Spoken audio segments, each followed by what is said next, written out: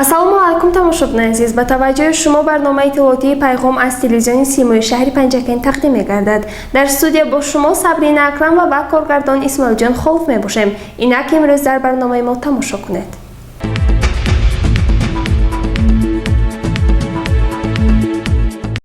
дар маҷлиси ҳафтавори назоратӣ ки таҳти роҳбарии раиси шаҳри Панҷакент Холиқзода Абдухолиқ доир гардид, натиҷаҳои ҳафтаи гузашта таҳлилу натиҷабардорӣ шуда, дар ҳафтаи нав нақшаи вазифаҳо муайян гардиданд. Гузориши нахустини пайғом дар ҳамин бора.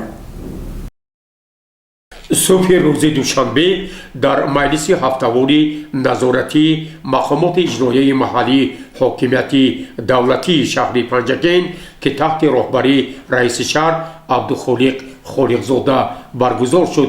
اساساً نتیجه های فعالیت دستگاه رئیس شهر، واحدهای ساختاری مقامات اجرایی محلی حاکمیت دولتی شهر پنجگین در هفته گذشته مورد تحلیل و بررسی و نتیجه برداری قرار گرفت.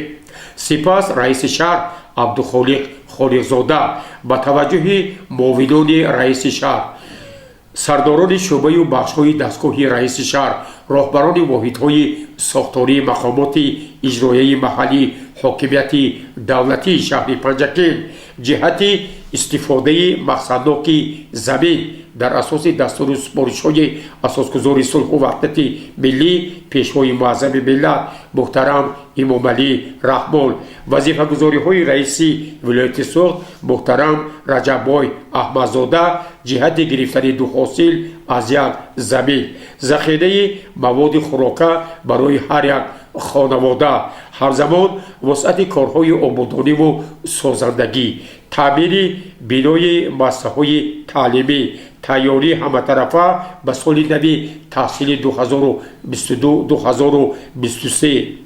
اینچنین آماده نمودن شرایط‌ها برای دوره تیر ماه و زمستان و کارهای ترغیباتی جهت با صف قوه‌های مسلح کشور دعوت نمودن جوانان در معرکه تیرماهی و دیگر مسائل مبرم روز دستور و سپارش‌های مشخص داد.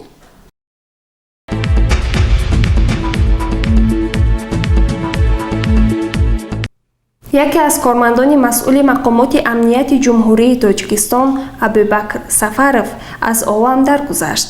маросими ҷанозаи шодравон дар зодгоҳаш деҳаи ёрӣ баргузор шуд. раиси шаҳри Панҷакент Абдухолиқ Холиқзода дар маросими ҷанозаи Сафаров Абубакр, сардори шӯъбаи амнияти миллии ноҳияи Балҷувони вилояти Хатлон иштирок намуд. зимни суханронии Абдухолиқ Холиқзода ҳамдардии хешро иброз намуд. талафоте ки имрӯз шуд, ин талафот дар соҳаи кадри шаҳри Панҷакент, дар соҳаи кадри ҷумҳурии Тоҷикистон аст. барои он ки ин кадри ҷавон тамоми қувват, ирода, матонати худро баҳри амнияти давлат аз таҳти дил хизмат кардааст ва то охирин лаҳзаҳои умр барои давлат, барои тинҷу оромӣ хизмат намудааст. хизматҳои ӯро ба инобат гирифта мақомотҳои маҳаллӣ, сохторҳои кумитаи давлатии амнияти миллии ҷумҳурии Тоҷикистон бо сипосномаву ифтихорномаҳо қадрдонӣ намуданд. мутаассифона мо дирӯз дар як ҳодисаи нохуш ин кадри ҷавону қави иродаро аз даст додем. ман аз номи муовини аввали раиси маҷлиси миллии маҷлиси олии ҷумҳурии Тоҷикистон, раиси вилояти Суғд муҳтарам Раҷаббой Аҳмадзода, аз номи мақомоти иҷроияи маҳаллии ҳокими давлатии шаҳри Панҷакент, аз номи мардуми шарифи Панҷакенти бостонӣ ба аҳли пайвандони марҳум ҳамдардӣ изҳор намуда барояшон сабр мехоҳам. бигзор хонаи охираташ ободу номаш ҷовидонӣ бошад. мо бо аҳли пайвандон ғамшарик ҳастем. алвидо ҷавонмарди шуҷои ватан. сипас раиси ноҳияи Балҷувон Сафарзода Бахтиёр суханронӣ намуда қайд кард ки ба ин мусибат тамоми мардуми ноҳияи Балҷувон низ шарик ҳастанд. дар ҳақиқат дар як муҳлати кӯтоҳе ки ما با همدیگر با محروم کار میکردیم. سفرزاده ابوبکر خودش را در همه سمت‌های کار به حد یک شخصی با مسئولیت، با وجدان، با دل نیت پاک کار میکردن، فعالیت میکردن. در یک مدت کوتاهی که این کسا در ناحیه بلجوان ولایت خطلان فعالیت کردند، در دل تمام مردم ناحیه یک سهم خاصی داشتند، یک مهر خودشان جا کرده بودند.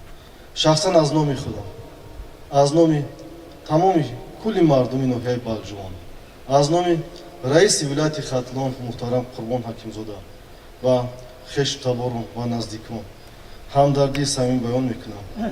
دعا میکنیم که خداوند تعالی سفر آخرتشان نیک باشد، خانه آخرتشان آباد باشد. سفرов абубакр 17 июни соли 1982 дар деҳаи ёре ба дунё омада яке аз шахсони шинохта дар деҳаи ёре шаҳри панҷакен ва берун аз он буд.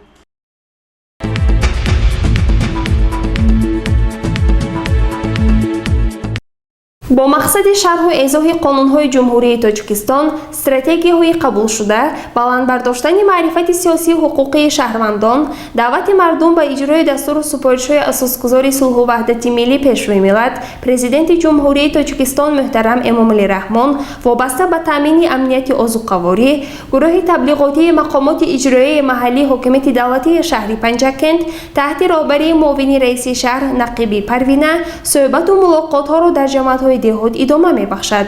گزارش‌های ما از جماعت دهاتی سرازم و جماعت دهاتی رودکی منظور شما می‌گردد. موافق نقشه چاره‌بینی‌های مقامات اجرایی حکومت دولتی شهر پنجکند در همکاری با پرکراتوری شهر و شعبه وزارت کارهای داخلی جمهوری تاجیکستان در شهر پنجکند در جماعت دهات‌های دوردست، خصوص در دهات‌های دوردست یکخانه، مداوره و ارتوچ جماعت دهاتی رودکی و ساکنان جماعت دهاتی لویق شیرالی ملاقات دایر گردید. چطور دفتر مطبوعاتی رئیس شهر پنجکند اطلاع می‌دهد ملاقات گروه کاری از جماعت دهاتی لویق شیرالی شروع می‌گردد. در ملاقات پروینه نقیبی معاون رئیس شهر پنجکند، نظرزاده یاردمچی پرکرور شهر پنجکند، مشاور عدلیه درجه 3 و دیگر مسئولین اشتراک داشتند. موضوع اصلی ملاقات که در این نشست مورد تحلیل و بررسی قرار گرفت از پیشگیری نمودن جوانان و نوبالغان از دست زدن به عملهای نامطلوب از جمله اکستریمیسم و تروریسم، شامل شدن جوانان به حزب و حرکت‌های افراطی، خودکشی و سوء قصد به جان خود، زورآوری در عائله، خرافات پرستی، نکاح بین خویش و تبار، اینچنین دعوت جوانان به صف نیروهای مسلح جمهوری تاجیکستان عبارت بود. مجلس با سخنرانی مدیر شعبه رشد اجتماعی و رابطه با جامعه دستگاه رئیس شهر پنجکند آغاز گردید و دیگر نمایندگان مقامات اجرایی محلی حکومت دولتی شهر، پرکراتور، شعبه وزارت کارهای داخلی جمهوری تاجیکستان در شهر پنجکند، مدیران شعبه و بخش‌های مقامات اجرایی حکومت دولتی شهر پنجکند سخن نمودند. پروینه نقیبی ضمن سخنرانی خویش ابراز داشت که زیاد گردیدن خودکشی میان ساکنان باعث تأسف بوده همچون مسئله داغ روز است و میباید این را پیشگیری نمود. برای پیشگیری نمودن خودکشی میان ساکنان باید ملاقات و صحبت‌ها بیشتر بگردد. پس از سخنرانی معاون رئیس شهر در موضوع‌های یاد شده، اینچنین نظرزاده یاردمچی پرکرور شهر پنجکند، مشاور عدلیه درجه 3، شاهد مکملزاده مدیر شعبه معارف، شاده و مدیر شعبه کار با زنان و عائله نزد مقامات اجرایی حکومت دولتی شهر نیز در موضوع ذکر گردیده فکر و عقاید خود را بیان نمودند. بعداً بین ریاست و ساکنان جماعت در رابطه با این موضوع‌ها گفتگوی آزاد صورت گرفت. چنین ملاقات و واخوری‌ها در جماعت دهاتی موغیان و جماعت دهاتی فراب نیز دایر گردیده، گروه کاری با ساکنان جماعت‌ها ملاقات دایر نمودند. ضمن ملاقات مکملزاده شاهده به ساکنان جماعت‌ها ابراز نمود که یارمارکه لباس‌های مکتبی براه مانده شده است. ملاقات موضوع‌های مبرم جامعه کنونی ما را فرا گرفته با ابراز عقاید ارزشمند و مؤثر بین ریاست و اهالی حسن انجام پذیرفت. مورد به ذکر است که چنین ملاقات و واخوری‌ها در دیگر جماعت و دهات‌های شهر پنجکند ادامه دارد. گزارش مرتبه رحمان و صالح نورعلی.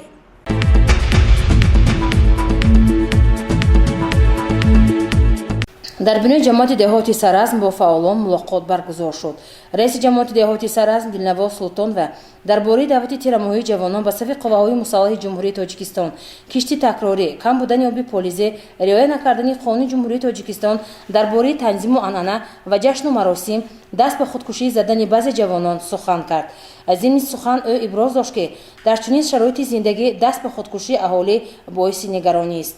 ӯ қайд намуд ки барои ободии шукуфоии ватан ва таҳкими ваҳдати миллӣ барои ҷавонон як манбаи боэътимоди азму ғайрат аст. ҷавонон бояд аз ҳама имкониятҳо самаранок истифода бурда барои дар оянда боз ҳам ободу зебо шудани Тоҷикистони азиз саҳми арзандии хешро гузоранд ва ҳамзамон фикру ақидаҳояшро оиди масъалаҳои дар боло зикршуда баён намуд. гузориши Дилшода Ҳалимова ва Солиҳҷон Нуралиев.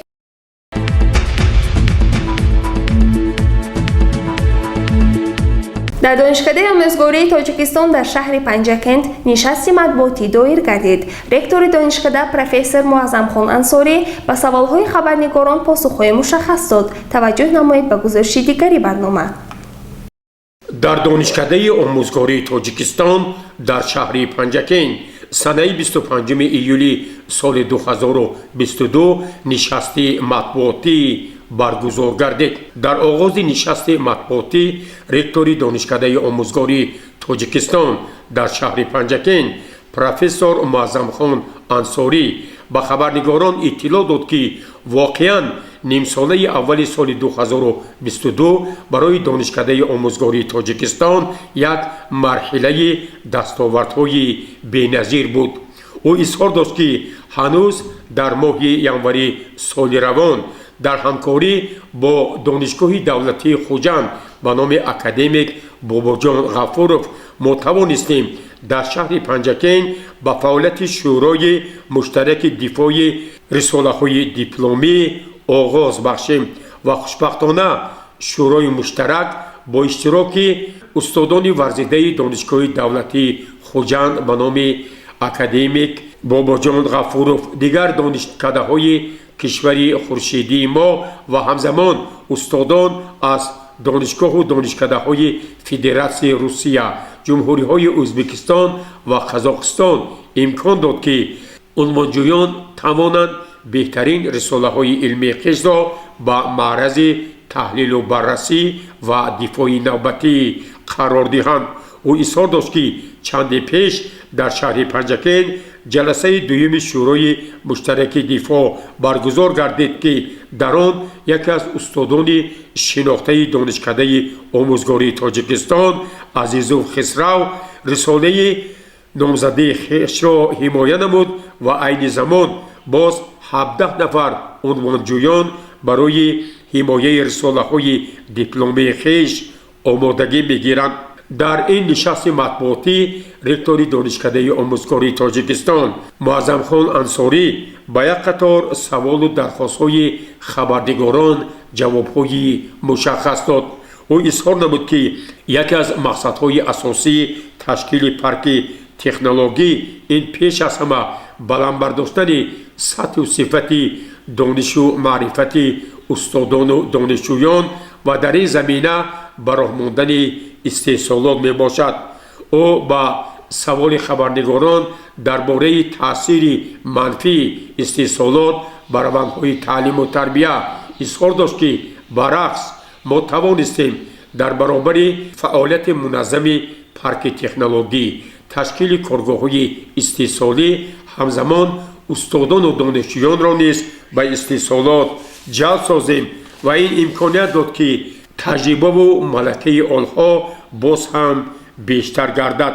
пас аз анҷоми нишасти матбуотӣ хабарнигорон бо фаъолияти иншооти варзишӣ ва кӯдакистони маърифатпарвар шинос шуданд.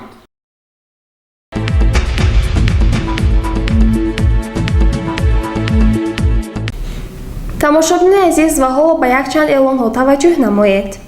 ҳамдиёрони арҷманд, бо сабаби гармии ҳаво шаҳрвандон, махсусан наврасону ҷавонон дар кӯлу дарёҳо ба обозӣ бештар машғул мешаванд. متاسفانه با سبب ندانستن قاعده‌های آببازی در شهر و دهاتمان حادثه‌های هلاکت به قید گرفته شدند. بنابراین از ساکنان شهر و دهات پنجکند خاصه پدر و مادران، نورسان و جوانان دعوت می‌نماییم که در جاهای خوفناک به آببازی مشغول نشوند. علاوه بر این ندانستن مهارت آببازی به فاجعه انجام می‌یابد. از این رو هیچگاه فرزندان خود را برای آببازی در کل و دریاها اجازت ندهید. حیات شیرین هر انسان را باید خود او حمایت نماید.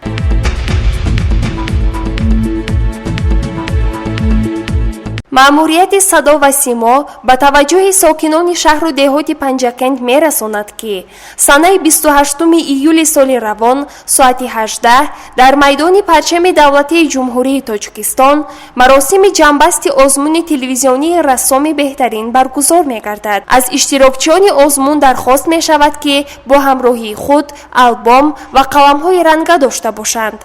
از همه دوستداران صنعت تصویری و خواهشمندان احترامانه دعوت می‌نماییم که در این چاره‌بینی هنری فعالانه اشتراک نمایند. تلفن برای معلومات بیشتر 120 3303. تکرار می‌کنم 120 3303.